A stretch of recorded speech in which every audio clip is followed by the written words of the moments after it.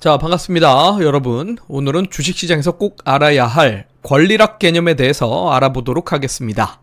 무상증자와 함께 자주 나오는 이 용어, 이름만 들으면 어렵지만 사실은 엄청 쉽습니다. 무상증자부터 짚고 가보도록 하겠습니다. 자, 예를 들어서 100% 무상증자를 한다라고 할 때 이 무상증자라는 개념에 대해서는 앞서 영상을 통해서 다뤘지만 내가 주식을 한 주 갖고 있으면 똑같은 주식 한 주를 회사로부터 공짜로 더 받게 됩니다. 내가 주식을 1000주를 갖고 있으면 똑같이 주식을 1000주를 회사로부터 받게 됩니다. 그렇다면 주식이 10,000주를 갖고 있을 경우 추가로 10,000주를 더 받음으로써 20,000주가 되겠죠. 그래서 에코아이라는 기업의 최근 주가 추이를 잘 보시면 무상증자가 2025년 4월에 발생을 한 이후로 주가가 상승을 하다가 권리락이 발생한 사례를 볼 수가 있는데, 여기에서 이제 무상증자는 기존에 에코아이라는 주식을 투자했던 사람들, 기존 주주들에게 주식을 나눠주게 됩니다. 주식은 나눠주지만 시가총액은 그대로인 개념인 거죠.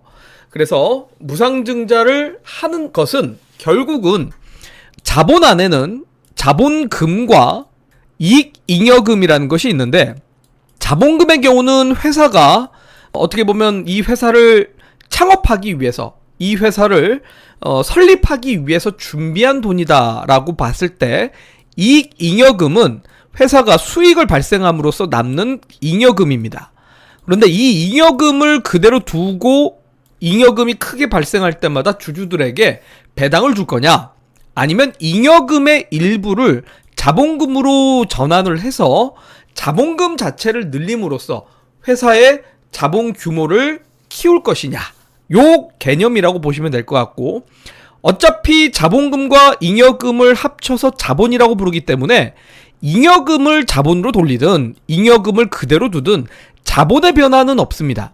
자, 자본의 변화가 없다라는 거는 자본 플러스 부채는 자산인데 자산에도 변화는 없기 때문에 시가총액이 변하지는 않는다, 이렇게 보시면 될 것 같고, 결국 회사가 이익잉여금을 자본금으로 전환을 함으로써 시가총액은 그대로이나 회사가 자본금을 더 가졌기 때문에 기존 주주들에게 주식수를 더 나눠준다, 이렇게 이해하시면 될 것 같습니다. 자, 예를 들자면 이전에 주가가 5,000원이었던 종목이고 발행 주식수가 10,000주였던 회사로 치겠습니다.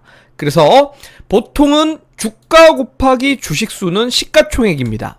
그러면 현재 주가가 5,000원이고 발행 주식수가 10,000주기 때문에 시가총액은 5천만 원이 되는 거죠. 5천만 원의 시가총액을 갖고 있는 회사인데, 자, 100% 무상증자를 하게 된다면 어떻게 되겠습니까? 시가총액은 그대로입니다. 그리고 주식수는 10,000주에서 무상증자를 했기 때문에 주식수가 늘어남으로써 20,000주가 되게 됩니다. 자, 그러면 주가는 어떻게 될까요? 그대로 5,000원이 될 수는 없죠. 그래서 5천만 원에서 20,000주를 나누게 되면 결국은 이제 주가가 나타나게 되고 주가는 2,500원이 됩니다. 자, 그러면 5,000원에서 2,500원으로 주가가 낮아진다. 누군가가 팔아서 낮아질까요? 아닙니다. 무상증자로 기존 주주들에게 주식을 나눠줬기 때문에 인위적으로 주가가 낮아져야 됩니다. 시가총액은 그대로이지만 주가가 낮아지기 때문에 이거를 장중에 시간을 들여가면서 주가가 낮아지는 것이 아니라 특정 시간 특정 일에 주가를 뚝 떨어뜨리게 되는데, 그 뚝 떨어뜨리는 날을 바로 권리락이라고 부릅니다. 자, 이 권리락에서도 느껴지시듯이 락이라는 건 떨어질 락입니다. 그래서 주가가 떨어지는 그날 바로 권리락이라고 부르며 권리락 적용일이라고도 부릅니다. 자, 그렇기 때문에 이 권리락이라는 건 사전적인 개념은 신주를 배정받을 권리가 소멸되는 날이다라고 여러분들이 아마 인터넷에 검색하면 이렇게 나와 있을 겁니다. 근데 신주를 배정받을 권리가 소멸하는 날, 이게 무슨 말이지? 라고 이해가 안 가실 수도 있을 텐데, 자, 물론 권리가 떨어지는 날이라고 해서 권리락인데 그냥 좀 더 쉽게 이해되실 수 있게 가격이 인위적으로 딱 떨어지는 날을 권리락이다 라고 이해하시는 게 훨씬 더 아마 직관적으로 쉽지 않을까 싶고요. 자, 중요한 포인트는 이 가격은 결국 인위적인 하락이라는 겁니다. 누군가가 팔아서도 아니고 누군가가 매수를 해서도 아닌 증자나 배당에 의해 계산으로 의해서 만들어지는 거고 권리락을 적용한다라고 표현을 하기도 하죠. 그래서 이 권리락이라는 일을 따로 여러분들 무상증자가 발생한 종목에 공시 내용을 잘 보시면 권리락 1이 딱 정해져 있습니다. 그래서 신주를 배정받을 수 있는 권리가 소멸하는 날, 주가가 딱 떨어지는 날이 권리락이다 라고 보면 되고요. 자, 그런데 사전적인 용어로 신주를 배정받을 권리가 소멸되는 날이라고 표현하는 이유가 뭐냐? 앞서 얘기했지만 새로운 주주들에게 주식을 공짜로 나눠주는 게 아니라 기존에 이 회사의 주식을 갖고 있던 사람들에게 보유하고 있는 물량만큼 새로운 주식, 신주를 주게 됩니다. 자, 그러면 계속 이 주식을 매수하는 사람들한테 다 줄 수는 없겠죠. 그렇기 때문에 딱 날짜를 정합니다. 그래서 신주 배정 기준일이라는 표현이 있는데 신주를 배정받을 수 있는 기준일이다라는 개념이고 보통은 예를 들어서 5월 19일이 신주 배정일이다라고 할 경우에는 5월 19일 기준으로 이 회사의 주식을 갖고 있는 사람들만이 주주 명부, 소위 이 회사의 주식을 갖고 있는 사람들의 이름, 명부를 기록을 하게 되는 딱 만기일이라고 보면 됩니다. 자, 그러면 5월 19일까지 매수를 해야 되느냐가 아니라 5월 19일까지 보유를 해야 된다라고 보면 일반적으로 여러분들 주식이라는 개념이 오늘 산다고 오늘 바로 내 계좌에 들어오진 않죠. 오늘 사서 보통 D+2 거래일, 이 영업일 뒤에 내 계좌에 들어옵니다. 또한 오늘 팔아도 당장 수익금이 내 계좌에 들어오는 게 아니라 이틀 뒤에 들어오게 되죠.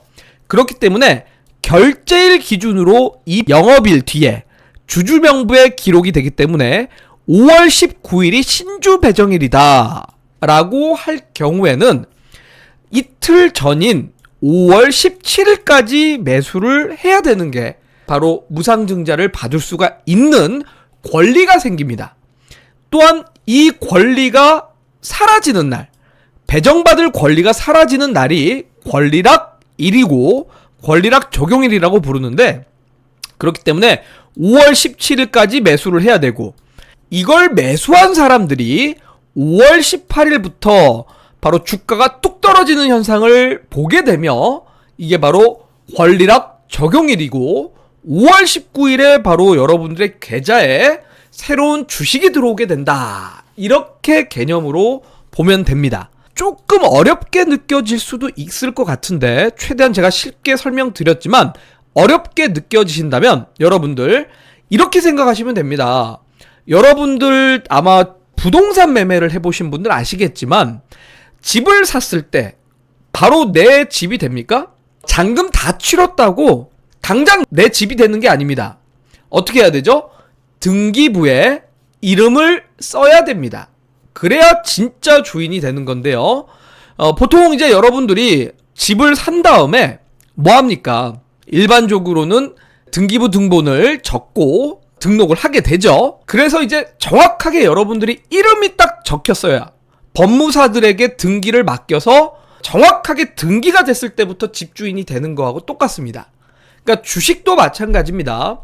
당장 오늘 매수했다고 내 주식이 아니고 내가 주주가 되는 게 아니라 플러스 이 영업일 이후에나 주주 명부에 이름이 올라간다 라고 보면 되고 5월 17일에 산 사람들은 바로 5월 19일에 보유한 걸로 되기 때문에 5월 18일 배당락 일에 가격이 뚝 떨어지더라도 5월 19일에 신주가 들어오기 때문에 문제가 되진 않는다 라고 보시면 될 것 같고 5월 18일에 산 사람들은 무상증자를 받을 수가 없습니다.